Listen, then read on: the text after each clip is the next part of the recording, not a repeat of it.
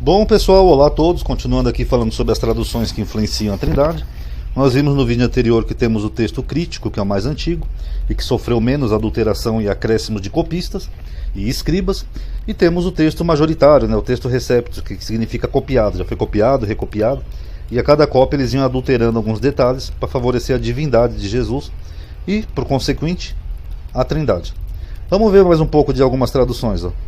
Além do que já sabemos acerca dos manuscritos, ainda temos uma grande muralha para saltar, que são as traduções tendenciosas.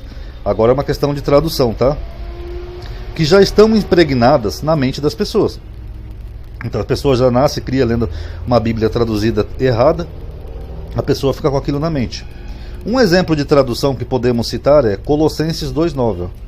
Porque nele habita corporalmente toda a plenitude da divindade. Pleroma, perfeição.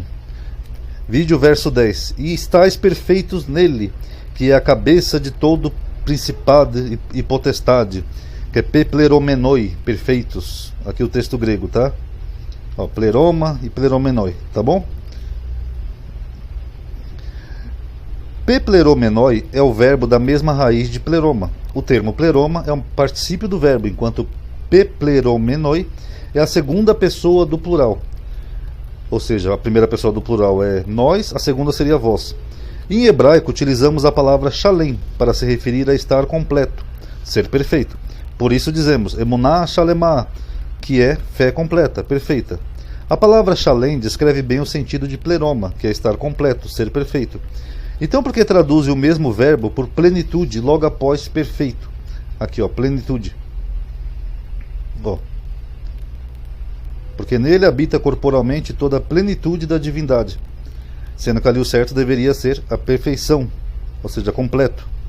Porque se dissemos a plenitude da divindade, dá a entender que toda a essência de Deus habitava em Jesus. Ou seja, então Jesus, aquele negócio que eles falam que Jesus é 100% Deus, 100% homem, não faz sentido. Então, porque estaria toda a divindade em plenitude habitando em Jesus. Quando o texto quer dizer que toda a perfeição de Deus habitava em Jesus, aí é diferente, né, pessoal? Quer dizer que a perfeição de Deus habitava em Jesus, e não a divindade habitando uma outra pessoa. Pois sabemos que Jesus era o templo de Deus, como foi dito: derrubai este templo, em 3 dias eu reconstruirei. Isso falando do seu corpo, ou seja, a perfeição de Deus, que é a Shekhinah, estava em Jesus, o templo. Como eu disse, inclusive isso aqui aconteceu no templo de Salomão também, tá? Que fala que a glória de Deus encheu o templo. O templo de Salomão era uma pessoa da Trindade? Não, era só um templo físico. A mesma coisa aqui. Como eu disse antes, pleroma é o particípio que na verdade se traduziria como cheio. Todavia, em português ficaria estranha a frase. O verdadeiro sentido é de que Jesus estava cheio de Deus, cheio da divindade. Isso confirma o texto que diz: Deus não lhe dá o Espírito em medida. Traduzem tendenciosamente para se acreditar que Jesus é o próprio Deus. Então, pessoal, acho que não deu para entender muito bem aqui com a captura de tela. Eu vou tentar fazer um vídeo à parte sobre isso daqui, tá? De Colossenses, tá? Porque senão vai ficar difícil para vocês entenderem. Porque aqui a tradução fala que nele habita corporalmente toda a plenitude da divindade. Não é uma boa tradução, né? Porque o que na verdade que habitava era a perfeição de Deus que habitava em Jesus, e não a divindade, tá? Então esse aqui eu só vou mencionar aqui e depois eu faço um vídeo com a luzinha, tá? Vamos ver o próximo aqui, ó. Outro texto é Filipenses 2,6. Esse aqui eu já mostrei com a luzinha, tá? Que sendo em forma de Deus, não teve por usurpação ser igual a Deus.